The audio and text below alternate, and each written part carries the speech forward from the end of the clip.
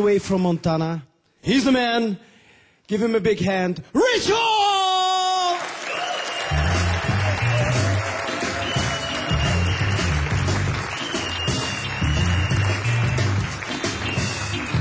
Yes!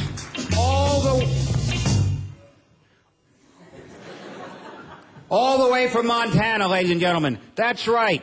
All the way from I'm assuming that many of you, most of you, none of you have been to Montana. If you had, we would have noticed. There's only 9 people in the whole state.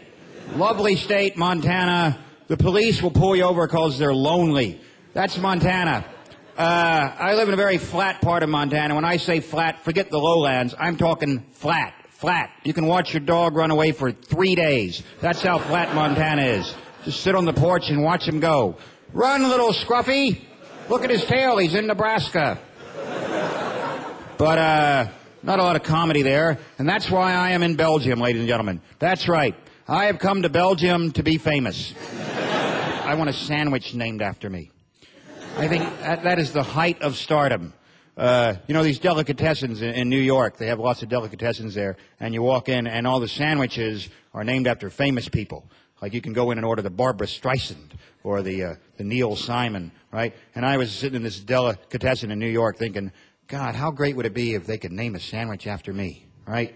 Just, I don't care what it is. It could be mayonnaise and cheese. I don't care. I just thought it'd be great to have a sandwich named after you. And at that very point, this elderly guy in the back of the delicatessen, I suddenly hear him yell out, "Hey, the Tom Selleck is just a Burt Reynolds with a pickle." So that's what being famous is about, ladies and gentlemen. I don't really know. I just know when you are famous, people go nuts when you die. Remember, any Stevie Ray Vaughan fans in the audience? Stevie Ray Vaughan. There you go, one. That's all I need to do this joke. One Stevie Ray. If you don't know who Stevie Ray Vaughan is, he was a great Texan blues guitarist. I don't hold that against him because he's Texan, but he was a great blues guitarist. Died in a plane crash, and he was a Texan. So keep in mind we're talking about Texas, the land given over to hyperbole and exaggeration. Texas. In fact, I would say the root of most evil in the world is based in Texas. That's where Bush is and all his friends and the oil companies. It's a fucking evil state. It's just an evil state because it's too fucking big. That's the problem with Texas, is that Texas is way too big. And people who live in Texas have to keep reminding you how big Texas is, as if you've never looked at a map before. Everybody in the world knows how big Texas is, but no, you go to Texas and they have to, there's a big state. Big, big, big. Yeah, I've seen a map. I know it's big. No, it's even bigger than on the map. Really. Much bigger than on the map. You can get in your car and drive for 3 days and you're still driving through Texas, by God. And I always say, yeah, I had a piece of shit car myself once. Now, but anyway, Stevie Ray Vaughan dies, and it's about 14 years ago. But when they had a big eulogy for him in Texas, right, in Dallas, and I'll never forget this Baptist preacher comes out, and this is what he said about Stevie Ray Vaughan. And I only assume that he said this is because Stevie Ray Vaughan was very famous.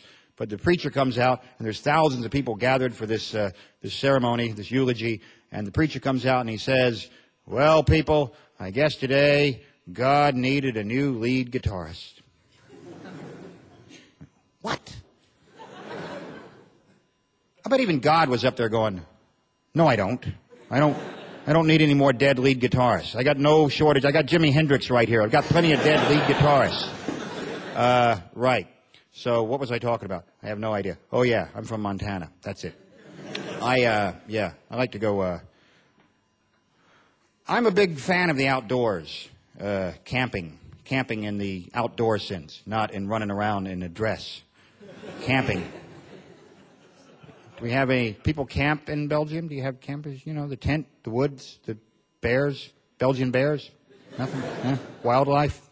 Montana is full of... There are more things in Montana that would happily kill you just for looking at you, you know. And I went into the sporting goods shop and I said, I want to go hiking in those mountains up there. And the guy says, "Well, you'll need a bell." I said, "Why do I need a bell?" He said, "For the grizzly bears." I said, "Why do I need a bell for the grizzly bears?" He said, "So the grizzly bears know where you are." And I said, "You are the worst salesman I've ever met in my life." Why does the grizzly bear I need to know where the grizzly bear is. What the hell is wrong with you? Sell the grizzly bear a bell, for fuck's sake. And he says, no, you should have a bell. And I said, well, where do you get the bells? And he says, well, we don't sell them, but you can usually find them in big piles of grizzly shit. So that's pretty much Montana in a nutshell, ladies and gentlemen. A lot of freaks, a lot of weirdos live in Montana. But you know what? Everyone knows them, so they're not... Freaks, weirdos are only weird when you don't know them. You know what I mean? If you have a friend who's crazy, you're probably still his friend. You go, oh, he's crazy, but I'm his friend, right? It's the crazy people you don't know that scare you. And you can walk down the street, even in Ghent, even in Brussels, even in Antwerp. Have I mentioned most of the Belgian cities? Good. Now, but you know what? This is the problem with crazy people, is you don't know who the fuck is crazy anymore. Because of technology, right? Because of mobile phones, basically. Used to be a crazy person was walking around talking to themselves, right? Goddamn pancakes, big fat buttery pancakes, pancakes. Love them, love them, love them, love them, love them. Pancakes, more pancakes. Woo! So you'd cross the street, right? Get away from the pancake nut. But now, because of mobile phones, Bluetooth technology, maybe they're just talking into a phone. You can't really tell anymore. Could be the president of a major pancake corporation. More pancakes, goddammit, more pancakes now. And you go, honey, we should go home and invest in pancakes.